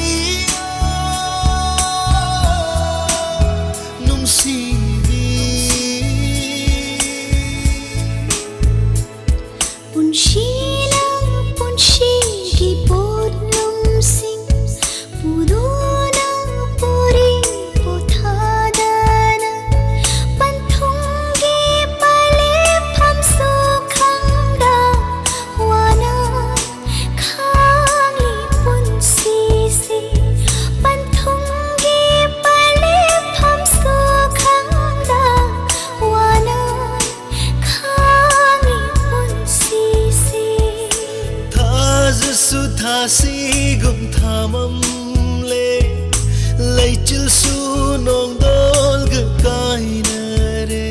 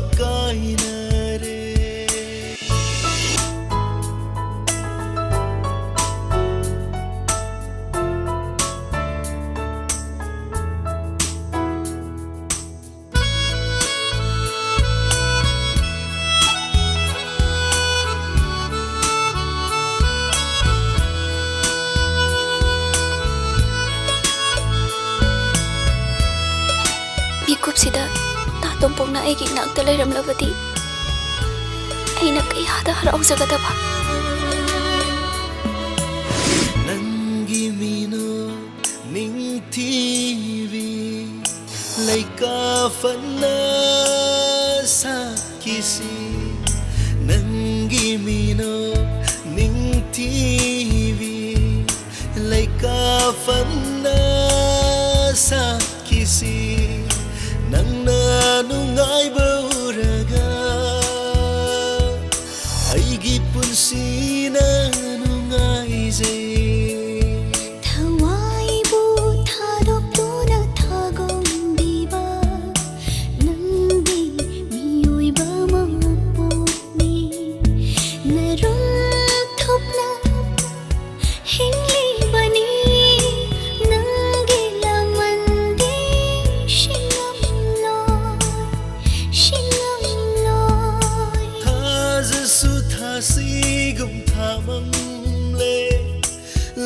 ꯑꯗꯨꯁꯨ ꯅꯣꯡꯗꯣꯜꯒ ꯀꯥꯏꯅꯔꯦ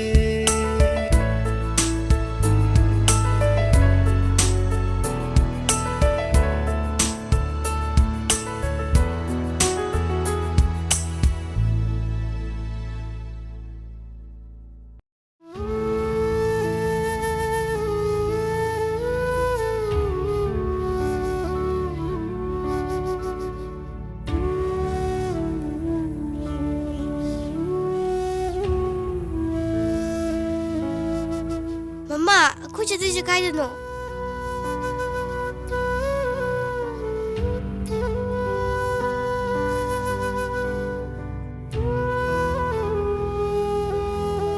ꯕꯕꯥ ꯑꯩꯈꯣꯏ ꯆꯠꯇꯣꯏꯁꯦ ꯀꯗꯥꯏꯗꯅꯣ?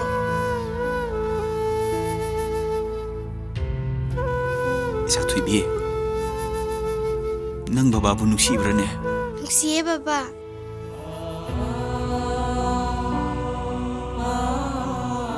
ꯉꯁꯤꯗꯤꯅꯦ 이사 투입이는 ꯆꯥꯅꯤꯡꯕ ꯑꯆꯥꯄꯣꯠꯁꯤꯡꯗꯣ ꯕꯕꯥꯅ ꯂꯣꯏ ꯂꯩꯕꯤꯗꯣꯏꯅꯦ. ꯁꯤ ꯂꯥꯛꯑꯣ ꯆꯠꯁꯤ ꯂꯥꯛꯑꯣ.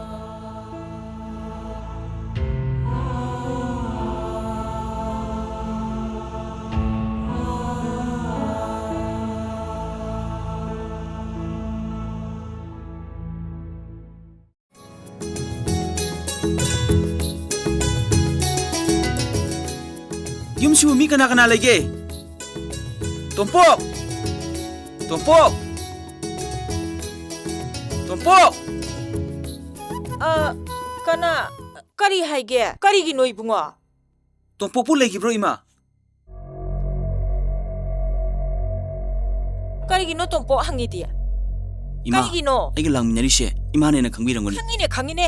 ꯅꯪꯒꯤ ꯅꯨꯄꯤ ꯑꯉꯥꯡ ꯉꯥꯛꯇꯅꯤ ꯀꯩꯅꯣ. 이마, ꯋꯥꯈꯜ ꯂꯣꯟꯅꯔꯦ.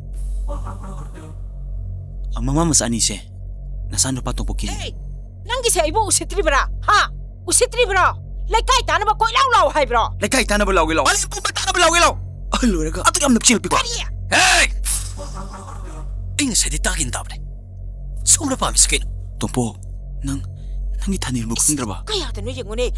ꯃꯥꯡꯗ ꯂꯦꯞꯄꯤꯕꯁꯦ ꯅꯪꯒꯤ ꯊꯥꯅꯤꯜꯅꯤ ꯇꯣꯝꯄꯣꯛ. ꯀꯅꯥꯒꯤ ꯑꯩꯒꯤ ꯊꯥꯅꯤꯜ? ꯁꯣꯝ ꯑꯣꯛꯇꯕꯤ ꯀꯌꯥꯕꯨ ꯂꯨꯃꯥꯏꯊꯛ ꯍꯥꯞꯇꯨꯅ ꯂꯂꯣꯟꯕ ꯃꯤꯅꯤ. ꯗꯗꯥ, ꯅꯠꯇ꯭ꯔꯣ?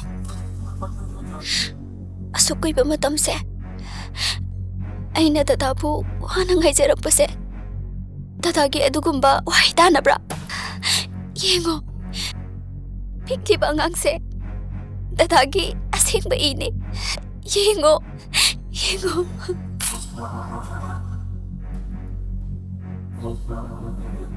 ꯑꯩ ꯉꯁꯥꯏꯅ ꯅꯣꯏꯒꯤ ꯋꯥ ꯇꯥꯅꯤꯡꯗꯦ ꯍꯥꯏꯈ꯭ꯔꯦ.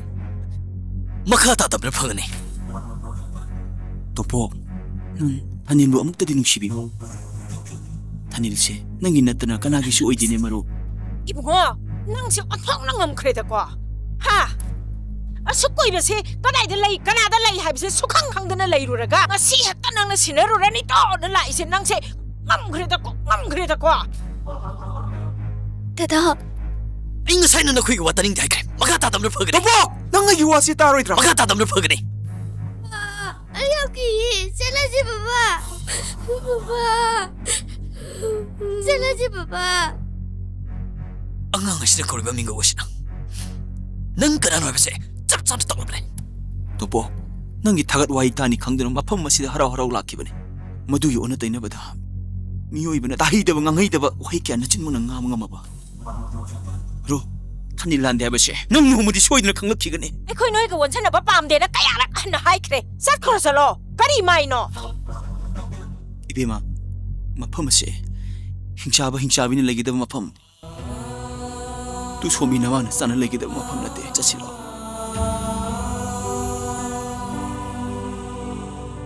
लो इबेमा चसिलो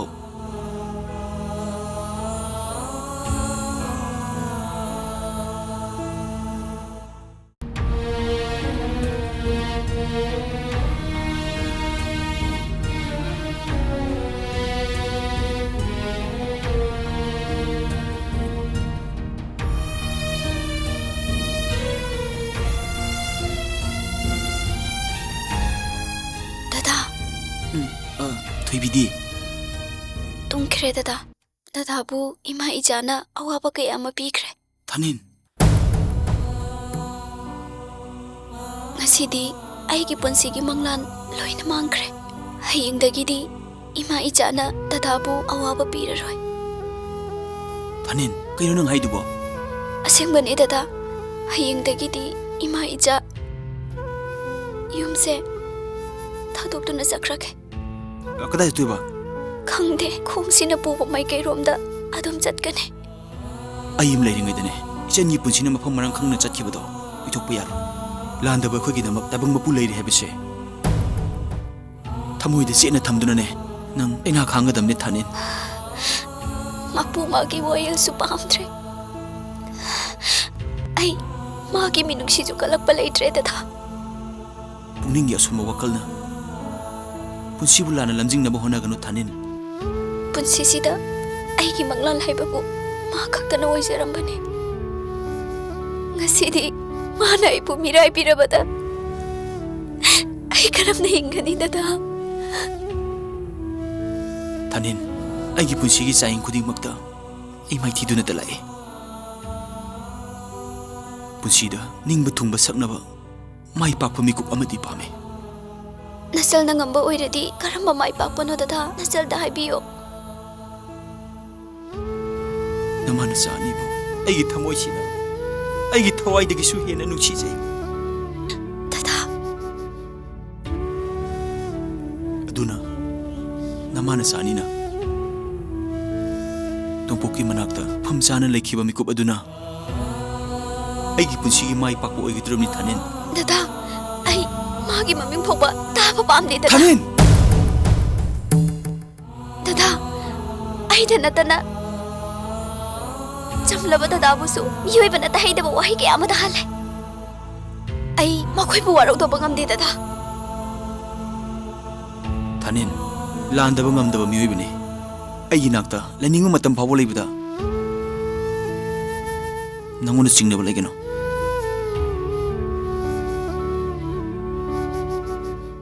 ꯌꯥꯝꯅ ꯏꯪ ꯇꯞꯄꯅ ꯁꯥꯔꯤꯕ ꯑꯗꯨꯒ ꯃꯌꯨꯝꯅ ꯑꯃꯗ ꯑꯃꯨꯛ ꯄꯥꯟ ꯑꯃꯗ ꯑꯃꯨꯛ ꯄꯥꯟ. 칼로르디 똑부똑구자이다. 타닌, 무임 짜마라 축반치노. 마부, 너무도 어렵쇼. 거북이 오이바 아이비셰.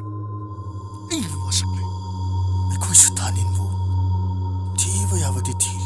티밤 강지바시니네. 까다이데 우익 로리바노. 어통나 수하이나 롯케다고. 거봐!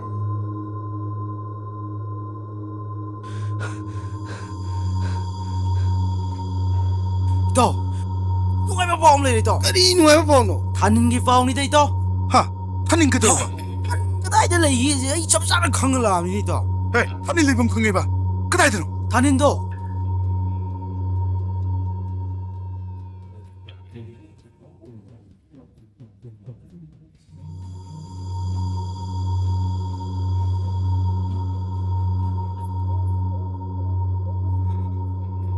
타닌,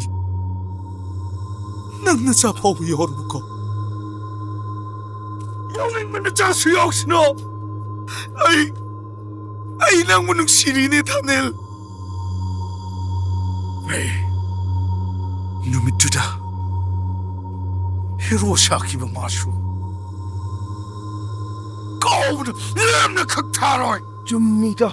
ꯑꯩꯈꯣꯏ ꯃꯥꯒꯤ ꯃꯊꯛꯇ ꯂꯥꯃꯟ ꯆꯥꯏꯗꯅ ꯈꯨꯝꯒꯗꯕꯅꯤ. ꯑꯩꯗꯤ ꯅꯪ ꯊꯕꯛ ꯆꯠꯁꯦꯅ ꯀꯣꯏꯊꯤ ꯊꯤꯔꯨꯔꯤꯌꯦ. ꯑꯗꯨꯒ ꯅꯪ ꯁꯤꯗ ꯃꯪꯉꯒꯨꯝ ꯐꯝ ꯂꯩꯔꯝꯃꯤꯕ. ꯅꯠꯇꯦ, ꯅꯪꯕꯨ ꯃꯃꯥꯝꯆꯥ ꯑꯅꯤꯃꯛ ꯄꯣꯔꯛꯑꯗꯤ ꯇꯣꯝꯄꯣꯛꯄꯨ ꯊꯣꯛꯂꯛꯑꯝꯗ꯭ꯔꯕꯣ? 따돌라비 lamdam mase laraba kuini hingadaba lamdam natrida. ꯆꯤꯡꯈꯩ, ꯅꯪ ꯍꯥꯏꯔꯤꯁꯤꯕꯨ ꯀꯩꯅꯣ ꯍꯥꯏꯔꯤꯁꯤꯕꯨ? 동포 모사망은 마마 모사니부 인토프레를 따돌라비. ꯑꯗꯨꯗꯤ ꯍꯧꯖꯤꯛ ꯅꯪꯅ ꯇꯧꯒꯗꯕꯁꯤ ꯀꯔꯤ? 란제드르 마마 모사니부 구시인기 와히나 남드나 라란바디 징카이 이네 레링에다 각 야로이. 이나옥수 ꯃꯈꯣꯏꯒꯤꯗꯃꯛ ꯍꯣꯠꯅꯕ ꯌꯥꯕꯗꯤ ꯍꯣꯠꯅꯔꯤ. ꯑꯗꯨꯕꯨ ꯑꯩꯈꯣꯏꯅ ꯀꯩꯅꯣ ꯇꯧꯗꯣꯏꯁꯤꯕꯨ? 라리바 쿠기 타모이데수 ꯄꯦꯟꯗꯕ ꯅꯤꯡꯉꯝꯗꯕ ꯐꯥꯎꯏ ꯍꯥꯏꯕ ꯈꯪꯅꯕ ꯑꯩ ꯃꯃꯥ ꯃꯆꯥ ꯑꯅꯤꯒꯤꯗꯃꯛꯇ ꯃꯤ ꯐꯥꯎ ꯍꯜꯂꯛꯄ ꯌꯥꯏ. ꯆꯤꯡꯈꯩ,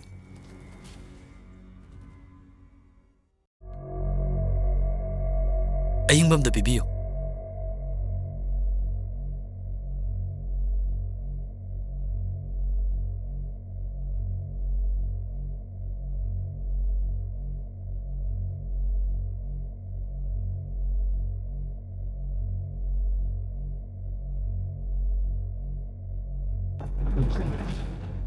ꯕꯝꯅꯥꯟ ꯀꯔꯤꯒꯤꯅꯣ ꯇꯥꯃꯨꯅꯥꯅ ꯑꯩꯈꯣꯏ ꯃꯌꯥꯝ ꯊꯥꯗꯣꯛꯑꯝꯕ ꯆꯠꯂꯤꯕꯅꯤ ꯇꯣꯝꯄꯣꯛ ꯅꯌꯥꯝꯕꯗꯤ ꯅꯈꯣꯏꯒꯤ ꯌꯨꯝꯒꯤ ꯃꯤꯅꯥꯏꯅꯤ ꯏꯅꯥꯎꯅ ꯅꯣꯡꯃ ꯅꯠꯇ꯭ꯔꯒ ꯅꯣꯡꯃꯗꯤ ꯅꯌꯥꯝꯕꯕꯨ ꯊꯤꯔꯛꯀꯅꯤ ꯍꯥꯏꯕꯁꯦ ꯑꯩ ꯇꯝꯅꯥꯟ ꯍꯟꯇꯛ ꯌꯨꯝꯁꯤꯗ ꯑꯣꯏꯔꯝꯂꯤꯕ ꯃꯇꯝ ꯊꯥꯅꯤꯟꯅꯩꯕꯨ ꯑꯁꯨꯛ ꯆꯥꯎꯅ ꯃꯤꯅꯝꯂꯝꯃꯤ ꯅꯅꯥꯎꯁꯦ ꯃꯪꯗ ꯇꯥꯏꯕꯪꯒ ꯈꯪꯗ꯭ꯔꯦ ꯇꯣꯝꯄꯣꯛ ꯏꯆꯟ ꯊꯥꯅꯤꯟꯕꯨ ꯂꯥꯟꯅ ꯂꯧꯕꯗꯤ ꯅꯁꯥꯅ ꯅꯁꯥꯕꯨ ꯅꯔꯥ ꯂꯛꯁꯤꯟꯖꯕ ꯑꯣꯏꯅ ꯊꯣꯛꯀꯅꯤ ꯀꯔꯤ ꯍꯥꯏꯕ ꯇꯥꯃꯨꯅꯥꯟ ꯑꯆꯨꯝꯕꯅꯤ ꯏꯆꯦꯜ ꯊꯥꯅꯤꯟꯅ ꯏꯅꯥꯎꯕꯨ ꯉꯥꯏꯕꯗ ꯀꯌꯥꯗ ꯋꯥꯅ ꯈꯪꯖꯈꯤꯕ ꯏꯃꯥ ꯄꯥꯕꯨꯡꯒꯤ ꯃꯤꯆꯩꯗ ꯇꯨꯝꯕ ꯆꯥꯕ ꯀꯌꯥ ꯈꯪꯗꯅ ꯏꯆꯦꯜꯗꯣ ꯌꯥꯝ ꯋꯥꯅ ꯈꯪꯖꯈꯤꯕ ꯏꯆꯦꯜ ꯊꯥꯅꯤꯟꯒꯤ ꯄꯨꯛꯆꯦꯜꯁꯦ ꯅꯌꯥꯝꯕ ꯆꯞ ꯆꯥꯅ ꯈꯪ ꯇꯣꯝꯄꯣꯛ ꯅꯪ 이젠 불안하려고 놓고 ꯄꯨꯝꯅꯃꯛ ꯃꯤꯅꯝꯕ ꯑꯣꯏꯔꯝꯃꯕ ꯇꯝꯅꯥꯟ ꯅꯅꯥꯎ ꯌꯥꯝ ꯅꯤꯡꯉꯝꯃꯛꯇ꯭ꯔꯦ ꯑꯣꯏꯗꯕ ꯆꯤꯔꯣꯜꯒꯤ ꯅꯥꯎꯁꯨꯝꯗ ꯅꯅꯥꯎ ꯇꯨꯝꯂꯨꯔ ꯃꯥꯜꯂꯦ ꯃꯥꯒꯤ ꯃꯐꯝꯗ ꯑꯩ ꯌꯥꯝ ꯂꯥꯟꯈ꯭ꯔꯦ ꯇꯣꯝꯄꯣꯛ ꯅꯪ ꯊꯦꯡꯂꯁꯨ ꯊꯦꯡꯅ ꯅꯪ ꯊꯥꯅꯤꯟꯕꯨ ꯅꯨꯡꯉꯥꯏꯅ ꯑꯃꯨꯛꯇ ꯊꯝꯕꯤꯌꯨꯀꯣ ꯇꯣꯝꯄꯣꯛ ꯅꯈꯣꯏ ꯑꯅꯤ ꯀꯥꯏꯅꯕ ꯌꯥꯗꯦꯀꯣ ꯇꯣꯝꯄꯣꯛ ꯇꯝꯅꯥꯟ ꯑꯩ ꯀꯅꯥꯕꯨꯁꯨ ꯀꯥꯏꯅꯕ ꯄꯥꯝꯗꯦ ꯇꯝꯅꯥꯟ ꯂꯥꯛꯑꯣ ꯆꯠꯂꯁꯤ ꯇꯥꯃꯨꯅꯥꯟꯕꯨ ꯅꯅꯥꯎꯕꯨ ꯅꯨꯡꯁꯤꯗ꯭ꯔꯕꯣ ꯇꯥꯃꯨꯅꯥꯟꯒꯤ ꯂꯃꯟ ꯃꯌꯥꯝ ꯑꯃ ꯅꯅꯥꯎꯗ ꯇꯣꯟꯁꯤꯜꯂꯤꯌꯦ ꯂꯥꯛꯑꯣ 이나옥씨 농사 이전수 농사 인상 나비수 아마따 레이테 사쿰 장우이 아도 세까 남따 가이텐 잡비유 하이비세 잣비나바 투밋 파우 레이테 바시 아이세 이사세 가이텐 잡게보네 제 마파수 레이테 마사수 레이테 투밋 파우 파이데 톡에 훈도 엄마가 아이네 했사까니 하이마 까나노 코이 돈 보고 상민나레 이시디야 까나노네 시보 Muna natrane. Is.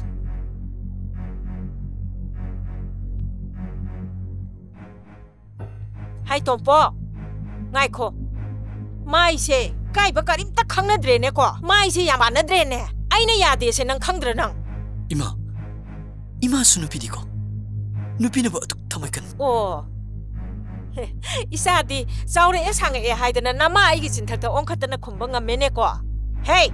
아이네 야드부 타박 떠구노 아이네 야데 하이리시니 윰시기다막 혼나자보다 서로 사양되려면 이안바시나 그리기다막 윰마시 타도도는 짤리비로 하이보다 에이 강이마 아스 타닌나 윰마시다기 까람나 짝기 하이보도 줘 에이 나시다 강이마 똥뽀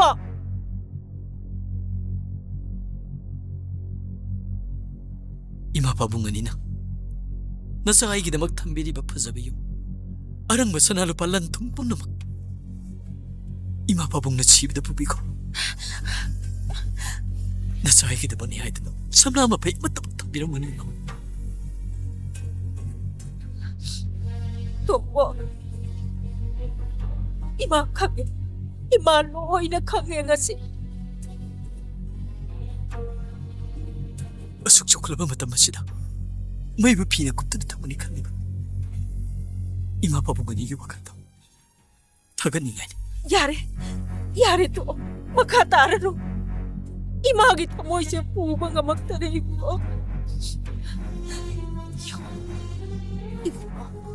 namailan kele nang nane namaingon da pining ba sa irak to piyo nang aingon da sa irak amapi imagit mo siya piyanke 이마 바쁜거니기 후지엘바 와해야든 나사서 못하루래 나시 잠라바나 짜이브주 마이 티브기 공범하시더니 야래 makatara no ibuko umna mga se pangmadagi toki bang aktari imawdo Maran suklay layjadabi, lanjadabi imawi. Imagi mo na. Nang nga si Diamo na imabu tadok to na yumse tadok to na tsalanuk ko mo na. Iyang hoy, hayeng nong hekan bagane. Nayamba mo naan galoy na na. Imaw dugi managta sa no. Imaw ga isuga do pura o. Namahay na imaw bu kaurang na ngayram ge ko imagi mo. Hayeng magsaluk ko mo naan.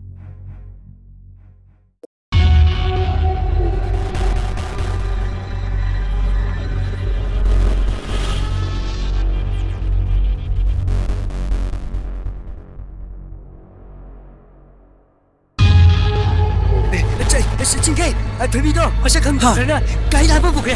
Tadi, Baby bo, ayam na pau pilu gigi.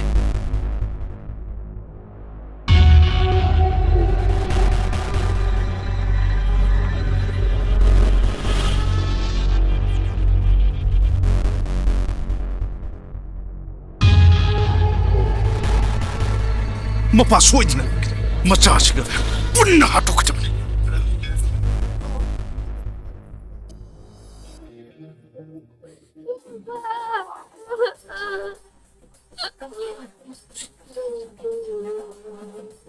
Baby!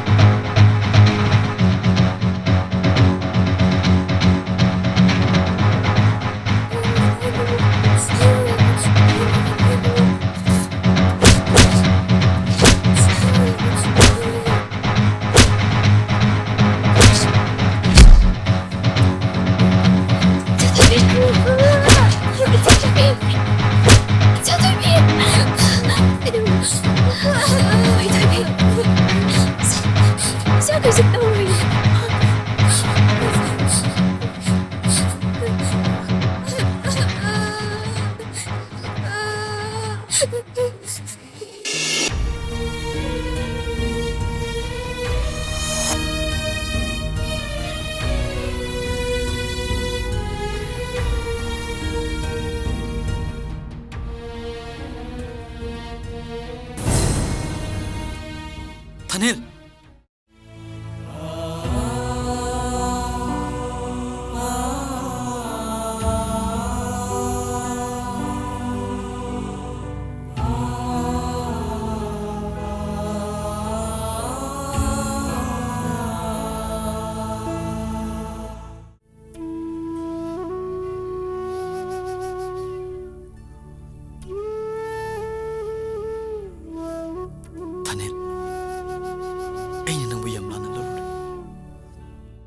Ngasi nang bulan day bisay ay sapsa na kang ay naman na sabu lobo lang liban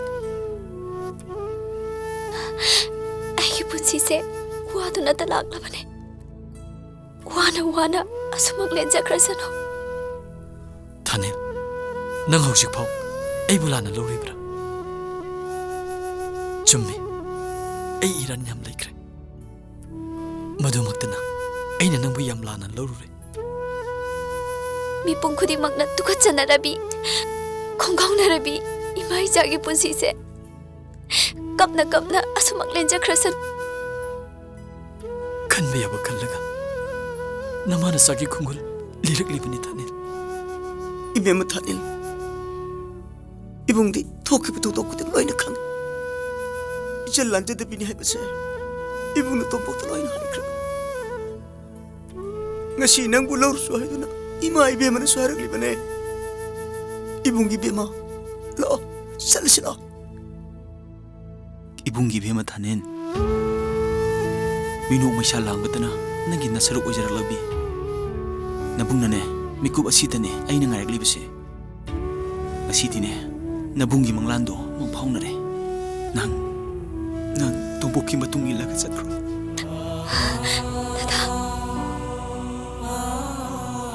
thanen nang naibu hek pominaba nabung mane khalabade se nang nabung haribase nang hikto kanuko 나전 뭐하러 비가노 thanen nang naiga pominaba isan oramlabadi nang aina haribasingsi harawna yananggodaba natra 나전 불안한 비가노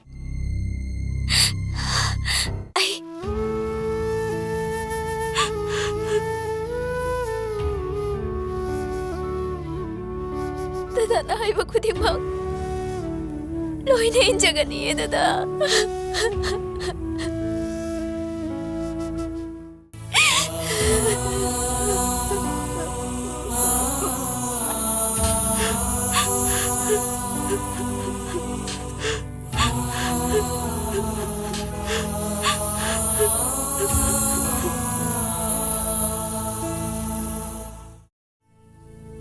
Marup ay marup yam lanan lorure marup kilaman tunsilabne marup punsi haibasiti singatani soida landaba kanabu yawgini mama masase wazaduna talaklabane nangna makhoi buluna tawiyuko ipagi bima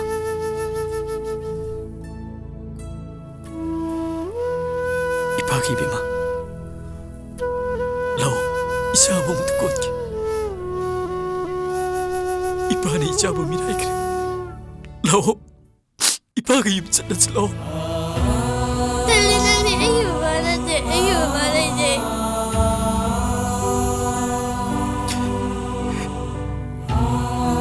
isa tuibi mahakse nangbu he pukpa babane aidine nangi baba nati nang babagi manaktane nungaina layruko Dali ay jaba dali nang babagi manakta chalo isa tuibi isa na pamjaba phasaba yung baba na lairabani ne leiba ngamdaba isa ki sakando baba na loina leibiradabani babagi manakta chalo Baba ay jaba dali ay lagi nakta lagi ye चलो धोइबी आई नंगी बाबा ने तैयार है ना चलो बेमा ला ला चल करो लोई चल करो आई का नाम तो लाई दे चल करो